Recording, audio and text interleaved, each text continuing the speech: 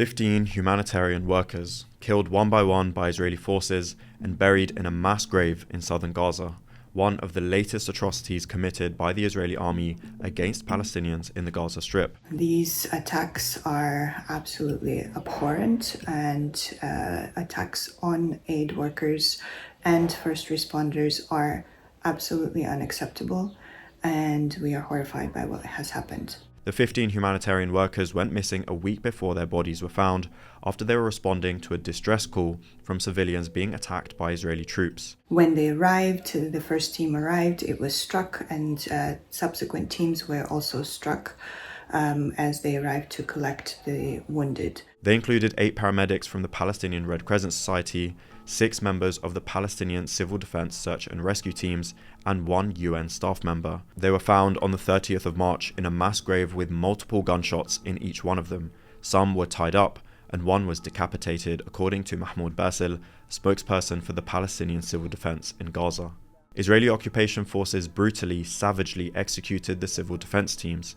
The humanitarian workers were buried in a mass grave 2 to 3 meters deep in an attempt to conceal the crime, Basil said. The PRCS, the Palestinian Civil Defence, and the UN staff are the organizations on the ground responsible for conducting search and rescue operations across the Gaza Strip, both in this war and in many previous wars. The available information indicates that the first team was killed by Israeli forces on the 23rd of March, and that the other emergency and aid crews were struck one after another over several hours as they searched for their missing colleagues. They were buried under the sand alongside their completely destroyed emergency vehicles, clearly marked ambulances, a fire truck, and a UN car.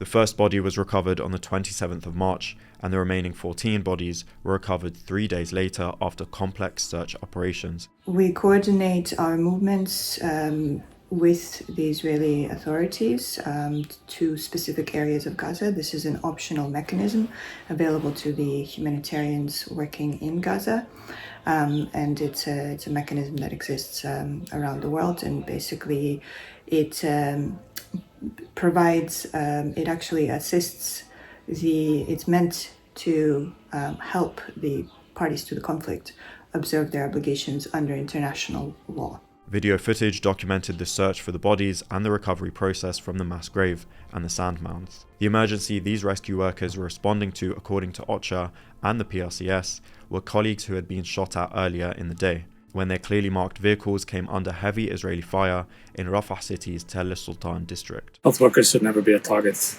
and yet we're here today digging up a mass grave of first responders and paramedics. We're digging them out in their uniforms, with their gloves on. They were here to save lives. Instead, they ended up in a mass grave. It's an absolute horror. What has happened here? This should never happen. The funerals for these 15 humanitarian workers that were killed drew in large crowds of hundreds of people mourning their brutal killings. One of the paramedics killed was Ashraf Nasser Abu Labda. His mother told our reporter on the ground in Gaza, "My son volunteered to help the wounded. He did not receive a salary, he loved his work, and he was dedicated to it. The Israeli army are treacherous. They have no honor, no agreements, no integrity. They do not respect any laws or customs." A cousin of one of the paramedics who was killed said the perpetrators of these crimes should be prosecuted in the International Criminal Court. There has not been any official response from Israel regarding these killings. Of course, we know that last year was the deadliest year on record for aid workers, and this is completely unacceptable and outrageous. These latest killings now bring the death toll of aid workers killed by Israel to at least 408 since the war began a year and a half ago, among them more than 280 Unrwa staff. And according to the UN, at least 1,060 health workers have also been killed. With these attacks continuing and also happening against the larger background of an absolutely horrific humanitarian situation and the impact of civilians who are absolutely exhausted by hostilities that are now in their 18th month.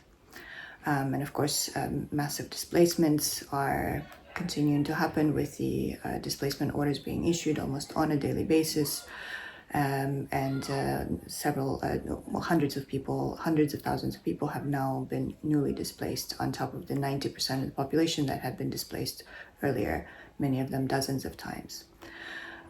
We are continuing to call on protection of civilians, on reinstating the ceasefire immediately and on reopening the crossings for the entry of cargo, because it has now been 1 month since they have been completely shut and nothing has entered Gaza.